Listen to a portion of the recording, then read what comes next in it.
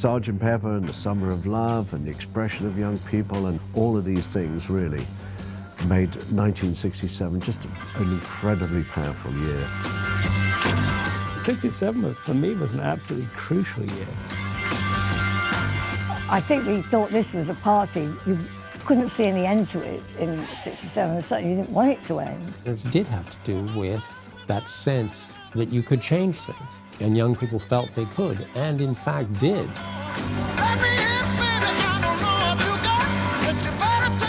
London at that time it had a lot of possibility. You were coming out of a period when there was no possibility. This was the first period when you could actually transcend class, and you know, music, art, fashion was one of the ways in which people did that. When the truth is found. Giant protests were not even so much the soldiers as their mothers. Because what the hell is my boy doing in Vietnam? Do you want somebody to love? Don't you need somebody? The promises of the Great Society have been shot down on the battlefield of Vietnam. You my enemy. My enemy is the white people, not Viet Congs or Chinese or Japanese. He refused to step forward. He was sentenced to 5 years in jail. They stripped his title. He gave young people the guts to come out against the war. Give me a ticket for an aeroplane. Ain't got time to take a fast train. Lonely days are gone, I'm a-going home. My baby just wrote me a letter. The more I hear that song, it is a masterpiece. It does not have a coda, it doesn't have a riff. It is a blues song, it is a pop song, it is a jazz song, it is a folk song. 1967 for me was the big fight for free radio. You know, they called it the Summer of Love, but I missed out on 2/3 of it because I was living the life of a sailor on a pirate ship on Radio Caravan. The thing about the scene and the Summer of Love itself, which was a phenomenon, it was a moment. It was the greatest flash mob in history. My baby just wrote me a letter.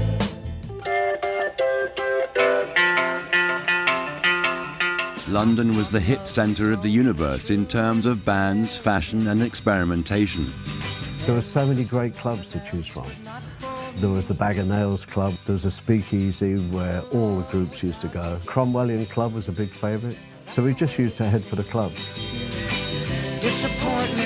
I mean, one of the things I did on my week off was I went to the UFO in Tottenham Court Road, and you go down into this basement, and there was all these really weird light shows. This is where Joe Boyd, the American Svengali producer, would book bands like the Soft Machine and Pink Floyd, and they'd perform and there'd be these light shows.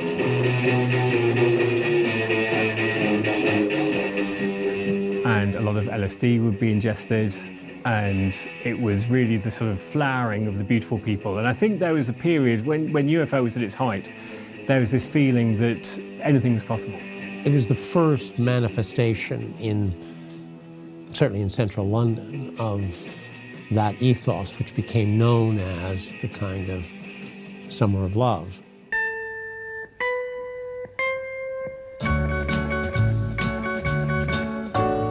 I mean, I was going to France. You know, kids go to Thailand, you know, South America now. But going to France is as big a trip in those days. There were an interesting group of English people there. One of them's parents bought a house on the harbour of Saint-Tropez. Of course, Saint-Tropez was nothing there, it was just a small fishing port. The first day we were there, we saw Brigitte Bardot with a leopard on a chain walking through the street, and we thought we'd gone to heaven and died. We thought it cannot get better than this. Sprint into springtime with a Mustang Sport Sprint sale at your Ford dealers. Those days, guys had cars, you know, these big. I mean, everybody loved the Mustang. I mean, if you got one, your dad had money. So the guys would show off by driving up in these engine red Ford Mustangs. 3 new ways to take the Mustang pledge. Her choice, the Mustang Hardtop, which is hard to top. An optional full-width seat with center armrest. And so we were all, us girls were trying to find guys who had Mustangs because in the summertime, we could drive with the hood down by the lake. So I think it was the feeling of going to the prom and going with the guy I wanted to go with. Although I was quite bookish, so in a sense I only appealed to the intellectuals and the strange boys, you know, the really, the radicals, and, you know, people who wouldn't have a Mustang because it was like not on to own anything. And these guys were like, I'm gonna go live in a commune. I'm like not gonna have a job. And my father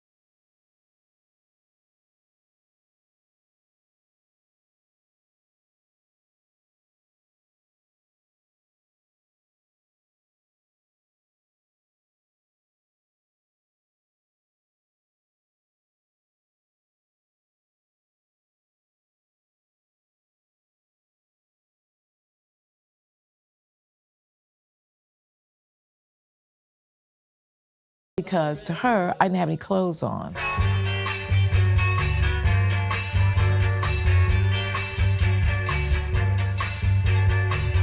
Looks like Twiggy, girls are imitating Twiggy. How did Twiggy strike you? Very refreshing. And her clothes? Adorable. She was extraordinary looking. I mean, there was nothing that ever looked like Twiggy before. She was a working class shop girl. She was kind of otherworldly, you know, but she was a gamin. She's quite boyish looking.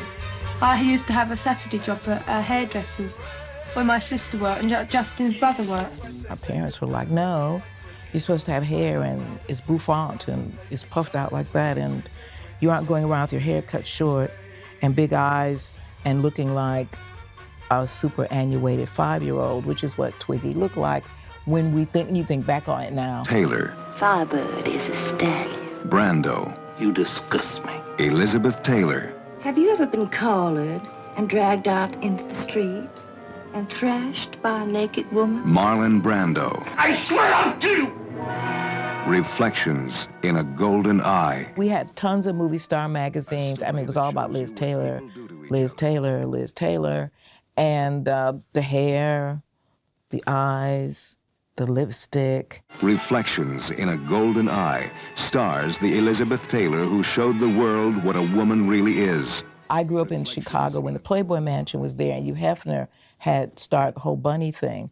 So that was also a look. It's the hair, tits out to there, lips, and be a Bond girl. What's a nice girl like you doing in a place like this? Bond is back. And then you add on top of it, being a black woman, so we had to sort of recalibrate that through our own experience and our own kind of examples, which would have been the Supremes and Diana Ross, basically. I mean, Supremes were actually a black girl, hot, incredible group who could really sing, and Berry Gordy just kept ironing them out, you know, ruffling the sheets, pressing them, pushing them down, throwing bleach on them. This is really a show tune, you know, you can hear it, you can definitely hear this on Broadway and in nightclubs and everything else. But it's kind of, it's celebrating the new hip culture, the new hip young culture, you know, the happening.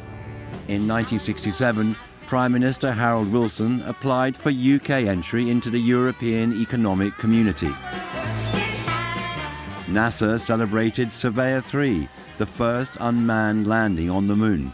Listen, baby, ain't no mountain high, ain't no valley low, ain't no river wide enough, baby. You couldn't not be a Marvin Gaye fan. The talent of people that came out of Motown, there's never been anything to touch that anywhere in the world since. You don't have to worry, 'cause baby, there ain't no mountain high enough, ain't no valley low enough. Tamla was very much part of the music I loved, but with that pop infusion.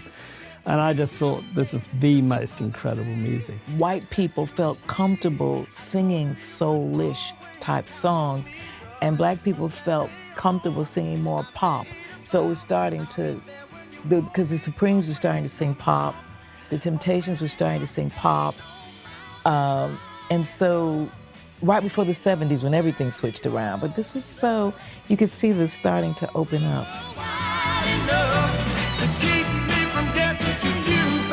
Now, at this point, we're going to leave Golden Gate Park to go into the Haight-Ashbury district of San Francisco. If you're going to San Francisco, I would say that the last 18 months has seen a tremendous increase of the so-called hippies. In America, the young people were beginning to rebel against their 50s-style parents. It just wasn't cool to be concerned about college or a profession. Suddenly, these things called hippies emerged, you know, and they were, you know, they weren't conforming. I think maybe especially shocking were the guys who, when you look back on it now, were taking on a lot of feminine values. The philosophy that they brought with them and that was engendered right in that place was that everything would be free. It was a mini utopia. It completely freaked out so many American families. They just couldn't deal with it. When they had kids who suddenly wore weird clothes or let their hair grow long, came back from college looking strange or with a weird-looking boyfriend or girlfriend or something like that, people got locked up, you know, because the parents could not handle the idea that everything they worked for to establish their toehold in the American dream was being thrown away by their son, who was joining the 3 kids and jumping in a VW van and going to Haight-Ashbury. There is no family so busy, but that it can come together in the evening for a dinner date, which will give its members something to look back upon with happiness. As somebody who came to Britain, I noticed long-haired people I knew and kids with earrings, gold earrings and shoulder-length hair, going home and having a drink with their dad in the pub, who had a short haircut, and it was very relaxed. One's parents didn't really, I mean, they might have objected, but they were more accommodating, I think, because they didn't perceive it in the same way as the Americans did. They didn't perceive it as a threat at all. They just thought, oh, it's a phase he's going through. This is the teenage years, you know, and he wants to express himself.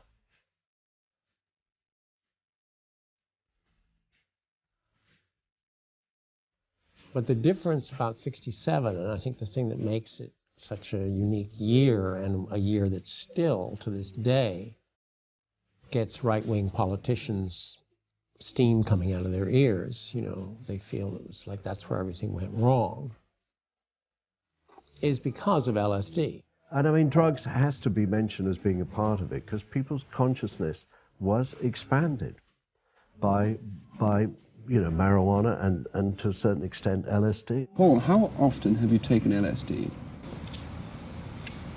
4 times.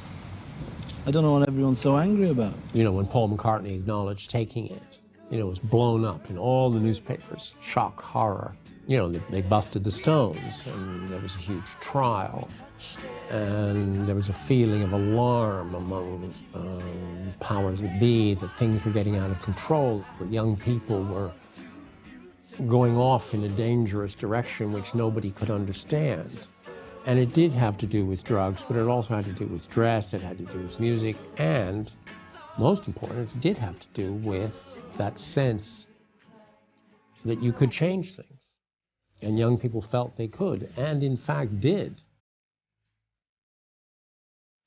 1967 for me was the big fight for free radio. You know, they call it the summer of love, but I missed out on 2/3 of it because I was living the life of a sailor on a pirate ship on Radio Caroline.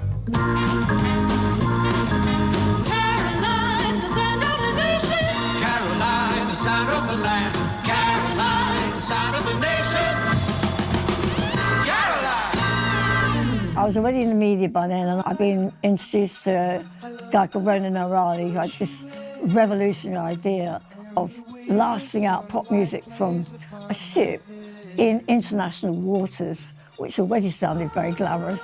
I defy anybody, I mean anybody of my generation, we were avid listeners to Radio Caroline. I mean, forget BBC, it was old people stuff. So it was the only place you could actually hear all this new music. I'm picking up good vibrations. She's giving me the excitation. Of course, we all had our little transistors, radios, that were, you know, another wonderful thing that you could have, because you had portable music. You know, I'd listen to Radio Caroline on that, and it would come and go. It was like the waves breaking sometimes, and then, you know, but you stuck with it because you admired them. They were doing something for us, it felt, against them. You know, in America, you had thousands of commercial stations. We didn't have any in this country. We only had the BBC, who had this idea of what was good for us and what we should hear, and more importantly, what we're not supposed to hear.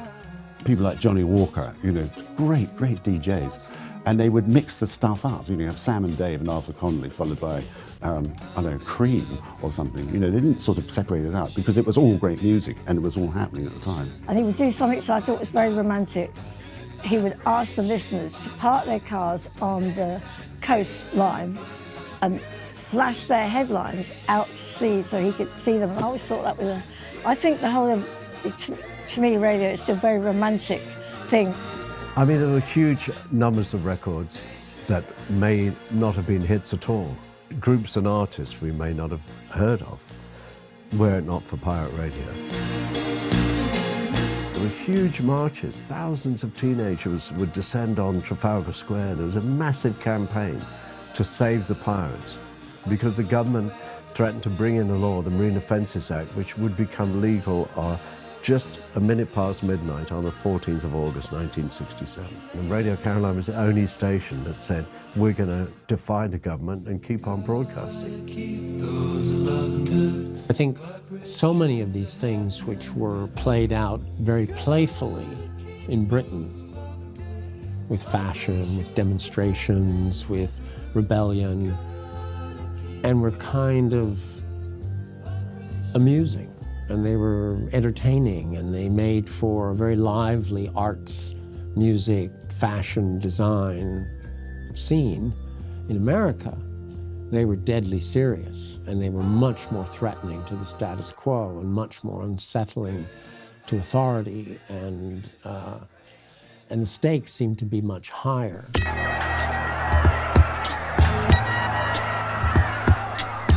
Promises of the Great Society have been shot down on the battlefields of Vietnam.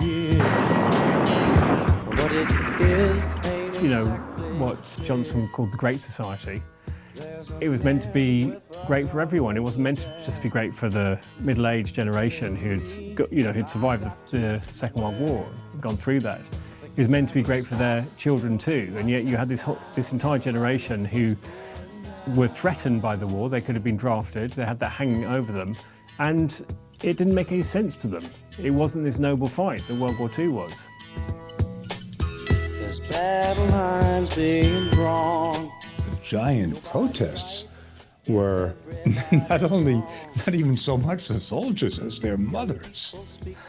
Because what the hell is my boy doing in Vietnam? Television news was full of the latest war footage. No real surprise that most songs were a kind of dreaming and searching for a faith that things would get better. We didn't know the suffering that the soldiers on our side went through. We didn't know what they had inflicted as well on the Viet Cong. We didn't know any of those things. We just knew that we were being sent to war by old guys. Were there any Americans who thought the Americans were going to win the war? So what are you doing in the jungle? I still remember his name. His name was Richard Penniman. He was like the class, I guess, clown and always happy. And he went to Vietnam and he stepped on a landmine and he was killed. And it resonated through our school.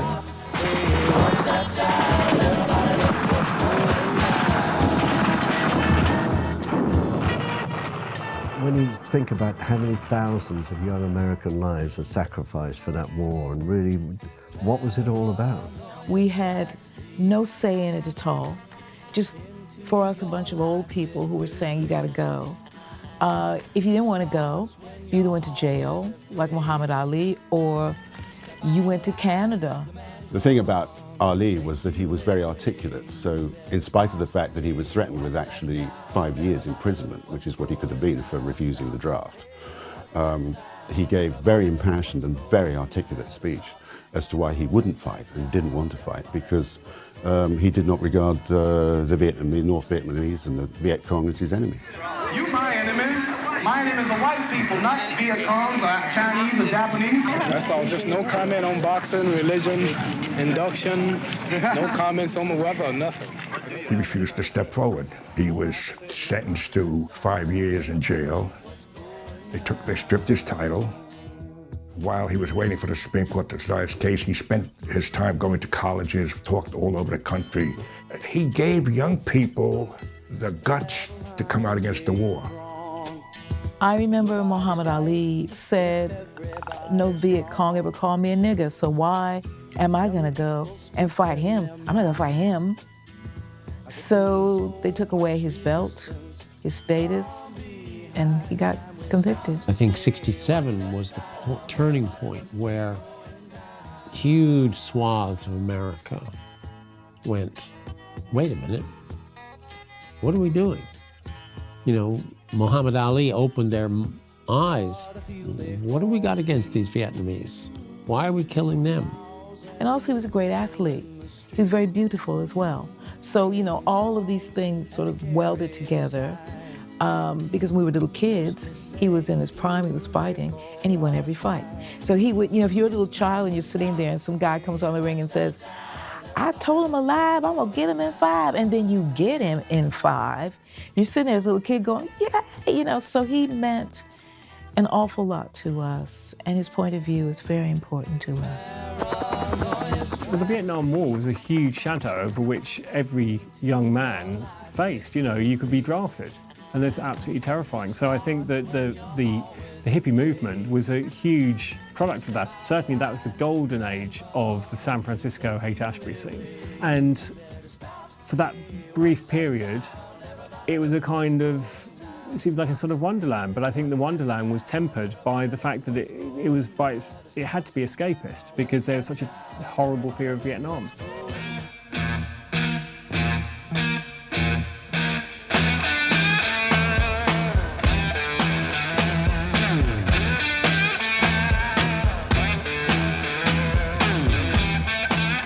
On the one level, you can talk about all the social changes, sexual revolution, anti-war protests and everything. But meanwhile, huge business was being done with the sale of LPs. The album was a statement. Before it would be that you'd write your hit single and then you'd do a bunch of blues songs live. And now it got to the point where bands were writing enough material to fill in the entire album and making their own statements and so the album, the artwork, the sleeve notes, the lyric sheet, all that stuff, it became very, very important.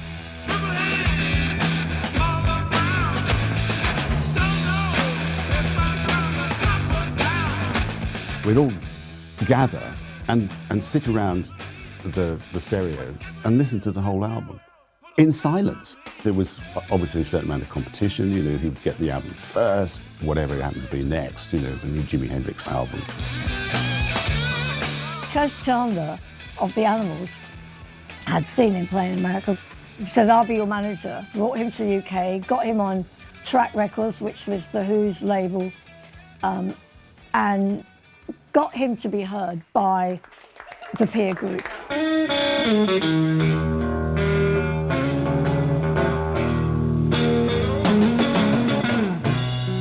Hey, Joe,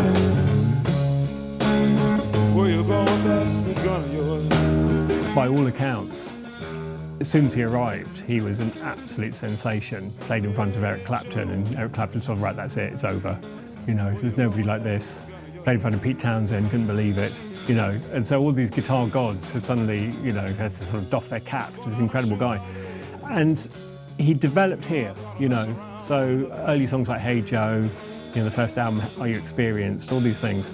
It was developed in Britain. So Jimi Hendrix was kind of introduced to the superstar straight away because everyone wanted to figure out this incredible talent he had with guitar. And I mean, he could have regarded him as a threat because he was so much better than everybody else. I heard you shot your woman down, you shot her down now.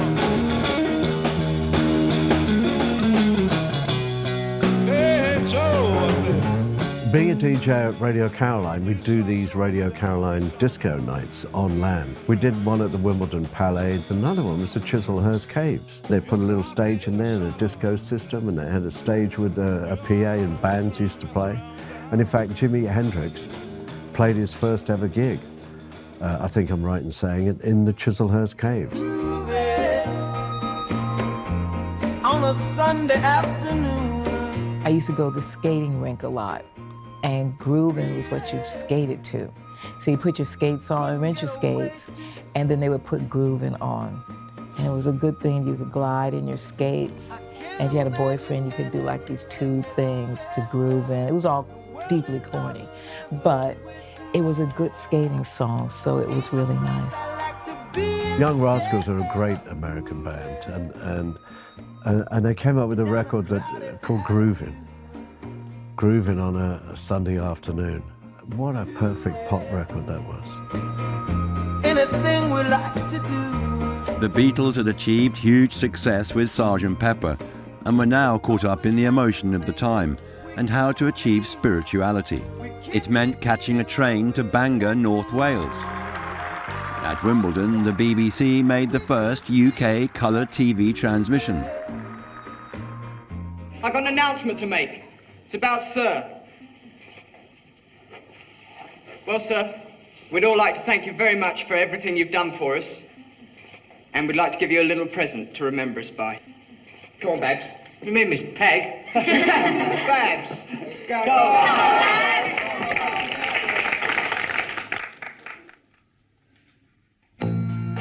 The time has come for closing books, and long last looks must end. And as I leave, I know that I am leaving my best friend. Interesting enough, the song that topped the charts in 1967 was Lulu, To Sir With Love, which came from the score of the film of the same name. It was a small Sidney Poitier film, partly because it was filmed in London. So it wouldn't have been, it wasn't a huge mainstream film, but the song was. To get to Billboard Top 100 or to be in the #1, that means everybody was buying you. Not just people who would have been to Lulu's music. Everybody was buying this. Sidney Poitier had an unbelievable year in 1967. He made To Sail With Love, Guess Who's Coming to Dinner, and In the Heat of the Night. In the heat of the night. You're pretty sure of yourself, ain't you, Virgil? Virgil, that's a funny name for a nigger boy that comes from Philadelphia. What do they call you up there? They call me Mr. Tibbs. Mr. Tibbs! Well, Mr. Wood, take Mr. Tibbs, take him down to the depot, and I mean boy like now. To see In the Heat of the Night about a racist Southern cop, a redneck, having to deal with this very educated black man who comes down and solves the crime, and he has to work with this guy who's like educated 3,000 times above anything Rod Steiger could be. It was a big movie. It was a big movie. You can get... James Brown invented everything. Let me just say that even before he was born, he invented stuff. Nobody has touched Cold Sweat. There have people who have attempted to touch Cold Sweat. There have been people who have come close to Cold Sweat. That was the mothership. That was the foundation record. You cannot underestimate the significance of James Brown. Who invented funk? Was it Sly Stone? Was it James Brown? I think it's James Brown.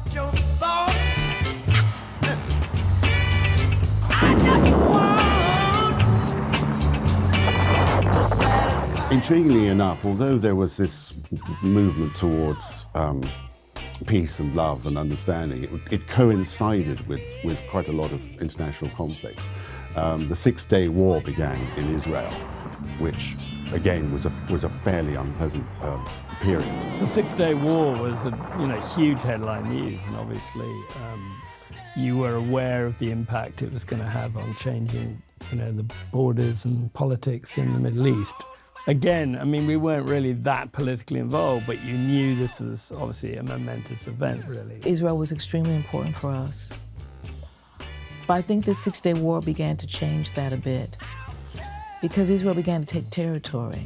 And that was something that went against our own idea of what Israel was. And we were caught up in Vietnam, too.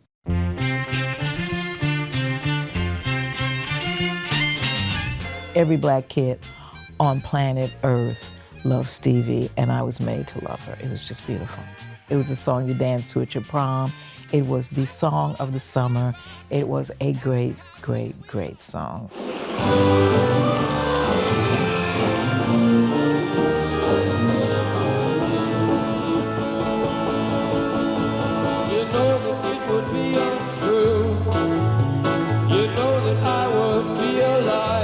This was the Ed Sullivan Show, and that was the big showcase, like Saturday Night at the Palladium. It was massive.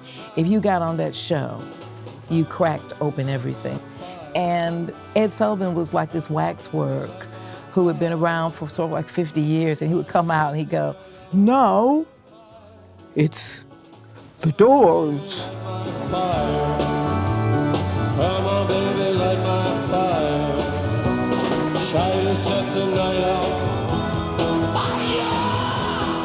They said they wanted to take out the line about getting high. Jim Morrison cheered, yeah, okay, we'll do that.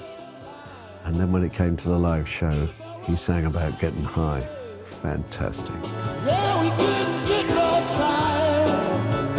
Come on, baby, light my fire. I think the Doors are very symbolic of the darkness that was at the heart of the most interesting American music of 1967. It was a demarcation, and it was indication of the demarcation of our youth. The whole thing that we've been brought up in, and the whole thing we've been brought up to respect, it was over.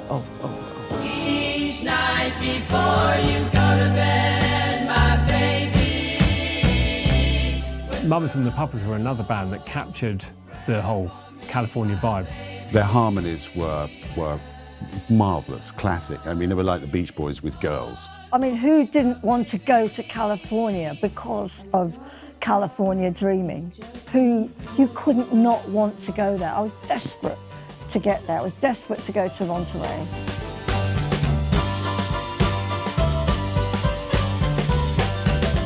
Lou Adler and Andrew Loog Oldham cooked up the Monterey Pop Festival with a little help from the Mamas and Papas. Well, this is John Phillips of the Mamas and Papas, and I'd like to talk to Dion. I had no idea that the Monterey Pop Festival was going to happen, but I wished I could have been there. To see Otis Redding, I mean, one of my big idols, one of my heroes of the 1960s was Otis Redding. I've been loving you too long to stop now. For him to go to Monterey was really what catapulted Otis Redding to becoming as famous as he did. Otis Redding, in my mind, I think probably is the greatest soul singer of all time. I just love his voice. It was the year he did Monterey, and it was the year he did I've Been Loving You Too Long at Monterey, which is again one of the most beautiful songs. Please don't make me stop now, yeah. I love you. So I think Otis, you know, absolutely integral to the story of 1967, not least because it was still quite a segregated time, and Otis had the foresight to cross over into the predominantly white hippie culture. People try to put us down, yeah. Just because we get around. Things they do look awful. The showmanship, the flair. I mean, British groups all had this sense of showmanship, whereas Americans were like seriously playing the blues solo. And in a way, the first manifestation of this was Monterey, when all these groups that were sort of legendary in America, because they were famous in Britain, were brought for the first time. People walking by, dressed in their colourful clothes. But the Animals were a raw British blues band who got involved in the early days of the American hippie scene.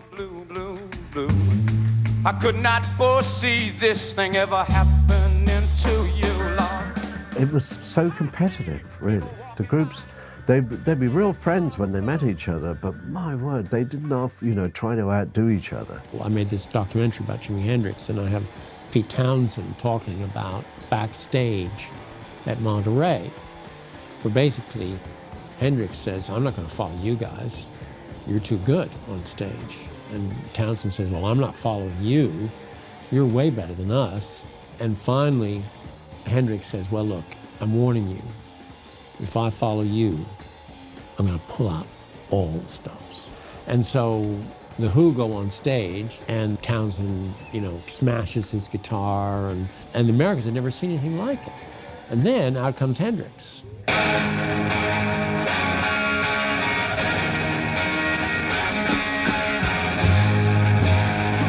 And at the climax of his set, burns his guitar on stage. In a way, Monterey, you see so many things being presented to the mass American audience for the first time. This English flamboyance in the form of the Who, this transatlantic weird blend of Hendrix and the show, and Otis, and Janis. I mean, all of these together in one place, in one weekend in 1967.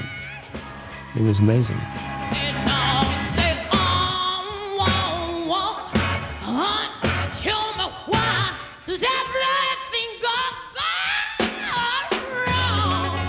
Janis Joplin was completely wild. She'd come through Austin, Texas. She had been, been in trouble at school in various ways, and then she shored up at San Francisco and had the most incredible voice of, kind of the best blues voice you're going to find in a white woman. These 3 days in June were a synthesis of all that was music of 1967.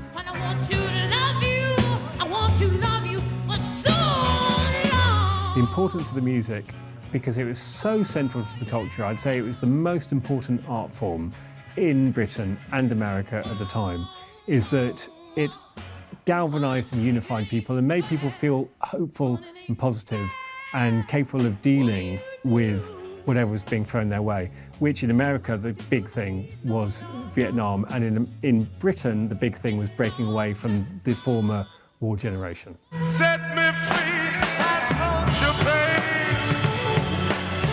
Get out my life, I want you,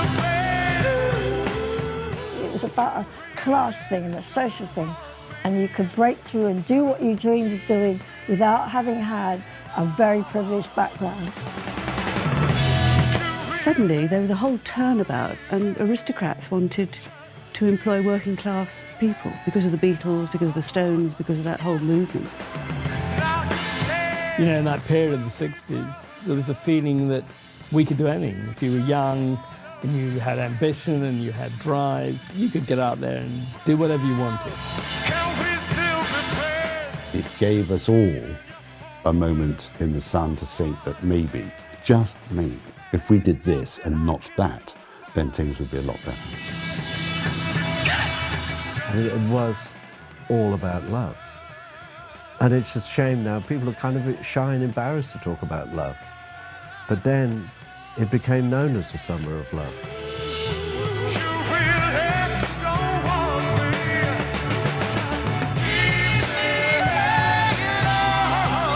If we want to talk about 1967, we have to talk about Jefferson Airplane. We have to talk about White Rabbit.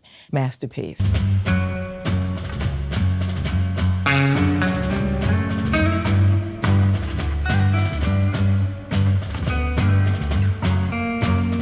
White Rabbit is a movie, it's a novel, it's an opera. It is the darkness that was about to come. One pill makes you larger, and one pill makes you small. Jefferson Airplane were very much a product of the politics of the time. They were a strident, revolutionary band born of the Haight-Ashbury scene.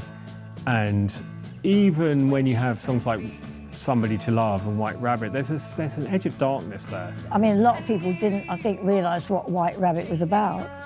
Otherwise, it wouldn't have got airplay. We didn't know that the madness was coming, a lot of madness was coming down. We didn't know that.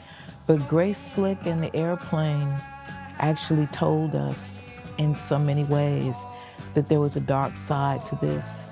And it was the other side of the Summer of Love. It was the other side. She said it was coming, they said it was coming, and it came. Despite all the demonstrations against the war, the US military continued the bombing of Vietnam, and civil rights battles would escalate to cities across America. We will not tolerate lawlessness. Murder and arson have nothing to do with civil rights.